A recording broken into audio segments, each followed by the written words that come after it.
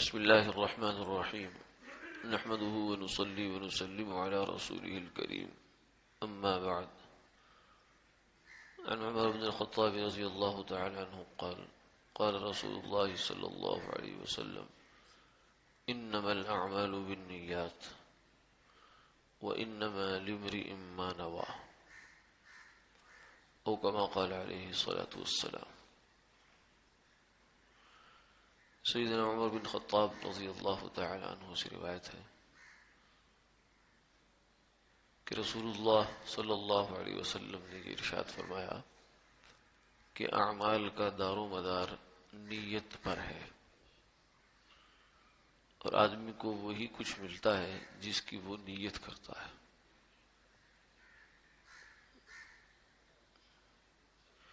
اس حدیث مبارکہ کو اس کی اہمیت کی وجہ سے اور جامعیت کی وجہ سے، یہ جتنی اہم ہے اور جتنی جامع ہے، یعنی اس سے کوئی بھی چیز باہر نہیں رہی. روب اسلام کہا گیا، یعنی اسلام کو، دین اسلام کے اگر 4 حصے کیے جائیں تو جس میں سے 3 حصے اور ہیں اور 1/4 حصہ یہ حدیث مبارکہ ہے.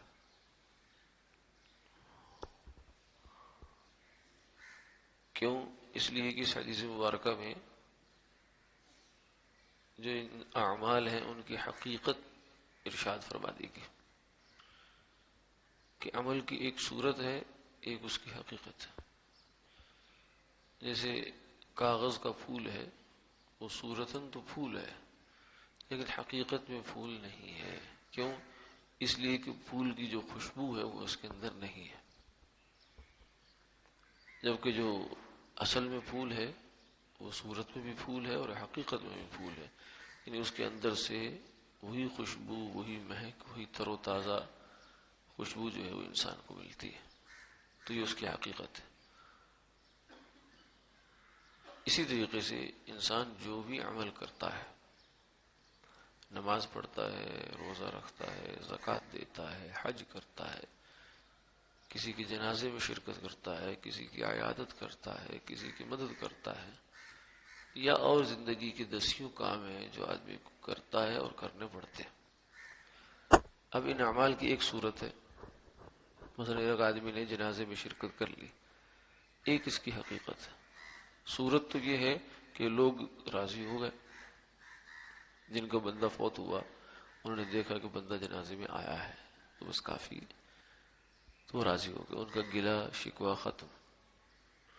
لیکن حقیقت یہ ہے کہ حضور اقدس صلی اللہ علیہ وسلم نے ارشاد فرمایا کہ جس آدمی نے جنازے میں شرکت کی تو اس کو 1 قنطار ثواب کا ملتا ہے، اور جس نے دفن میں بھی شرکت کی اس کو 2 قنطار ثواب ملتا. اب یہ حقیقت ہے.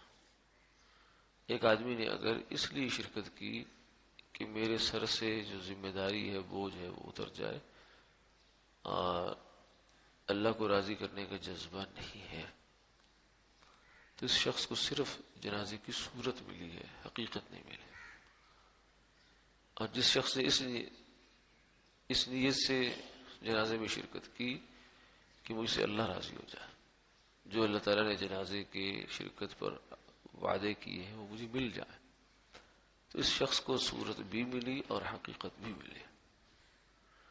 تو یہ ایک مثال ہے. زندگی کے پورے اعمال کو اس پر قیاس کرنا چاہیے کہ وہ انما الاعمال، تمام کے تمام اعمال ان کا دار و مدار نیتوں پر ہے. اگر نیت اچھی ہے تو عمل اچھا ہے، اگر نیت غلط ہے، عمل بھلے اچھا ہو تو عمل اچھا نہیں ہو سکتا، کیونکہ نیت اس کی روح ہے، اس کی اصل ہے، اس کی بنیاد ہے. اس لیے زندگی کے جو ہمارے اعمال ہیں، کام ہیں، اس میں اپنی نیت کو ٹٹولتے رہنا چاہیے.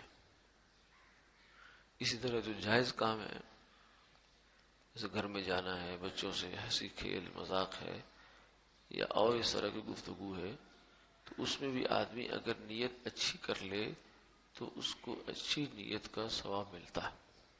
کام جائز ہے، اپنی ضرورت کا کام ہے، گھر والوں سے ملنا، اپنی تجارت کرنا، ملازمت کرنا، دفتر میں جا کر بیٹھنا، یہ سب جائز کام ہیں، لیکن ان جائز کاموں میں اگر آدمی نیت اچھی کر لے تو یہ جائز کام بھی عبادت بن جاتے ہیں اور ثواب کا ذریعہ انسان کے لیے بنتے ہیں۔ تو یہ بڑا بہترین اصول اور گر بتا دیا کہ اپنی ساری زندگی کو، 24 گھنٹے تک کی زندگی کو ثواب پر لانے کے لیے، کمائی بنانے کے لیے نیت کا رخ انسان اللہ کی طرف کر دے، اس سے اس کی ساری زندگی عبادت بن جائے گی۔ وآخر دعوانا